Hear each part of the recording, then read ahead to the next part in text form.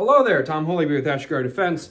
I want to take a minute to talk about red dots on pistols and whether or not they're a fad or if they're here to stay. My opinion, they're here to stay. I think in the future there won't be a pistol out there that can't take a red dot. I just don't think it's a thing. Probably for the same reason rifles today aren't worth a lick of shit if they can't take a red dot themselves. You know, your ARs, all your ARs can take dots. The only exception to this, there's only one exception, and that is the venerable Kalashnikov. But even this has been, can't resist time, and now the modern ones all have QD mounts and the Zenitco furniture and all that stuff. So even the AKs are making that shift, though they can't exist without. I'm just not going to wholeheartedly worship these things. And there's a historical precedent behind it. The F-4 Phantom in Vietnam was a top-of-the-line fighter for its time that when they were produced, they only had Sidewinder missiles because the Air Force believed that this was the way. The future is Sidewinder missiles. There will never be another gun in a dogfight ever again. They encountered some MiGs. The MiGs fired flares, distracted the missiles. The MiGs fired their missiles. The F-4 Phantoms deployed their flares, distracted the missiles. Now the only one in the fight with a weapon were the Russian MiGs, because they still had machine guns. The Air Force learned from this lesson pretty fucking quickly, and every F-4 Phantom in the fleet was retrofitted with machine guns.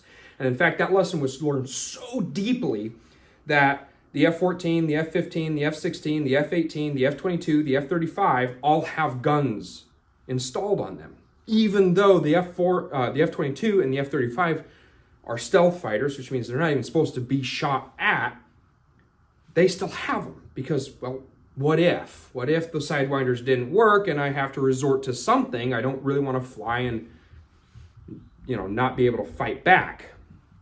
And so the logic remains the same. I have the dot, and then I have the old school iron sights. Just because this is the way of the future doesn't mean that the past doesn't still have relevancy in our equipment. What would make me really happy about dots, and I would tell people, and I would screech it from the highest mountaintop to get a dot, is if these became quick detach, so that the old school irons could be used. That's realistically my only discrepancy on them, because the dots on pistols, they suffer from all the exact same problems your aim points and your EOTechs and everything else has on your rifles. Battery, you break it, it becomes occluded with mud, blood, and dirt, snow, water. All these things still exist across the board for your rifle sights and your your rifle dots and your pistol dots. But my rifle dots all have QD, meaning if for whatever reason this EOTech, for example, doesn't work, I can just take it off, and then all I got to do is just flip these things up, and now I have a sighting system so that I can still accurately shoot. So that's really my only hang up for dots on pistols is just I can't get it off. It's like, oh, it died, and wouldn't you know it, there's mud and blood in there, and because mud is a thing and everything else is a thing. And I'd really like to shoot, and I understand, you just put duct tape over and you can still shoot with the dot, but what if it's on the other side? And now I can't see the dot altogether, and I can't use iron sights as a backup. That's really the only issue with dots on pistols for me personally. I mean, other people have different problems. Maybe you haven't encountered that. Me personally, I've encountered water get stuck in this thing, and of course this is an open emitter, so that's probably what's wrong with it. But I got a whole bunch of rainwater stuck in there, and it refracted the light so bad that there was no dot, and my target was blurred. Not for me focusing on one thing or another, but just because the water blurred out the target. So couldn't make an accurate shot. I had to resort to alternative remedial sighting methodologies, i.e.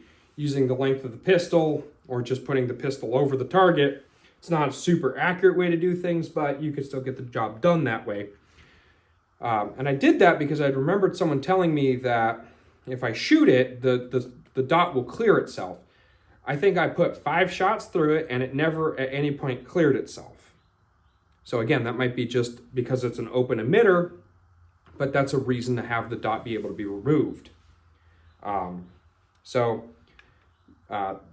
Yeah, if you're going to do a dot, I would suggest it be a closed emitter personally. That's just my personal take from my anecdotal evidence of it getting rained on.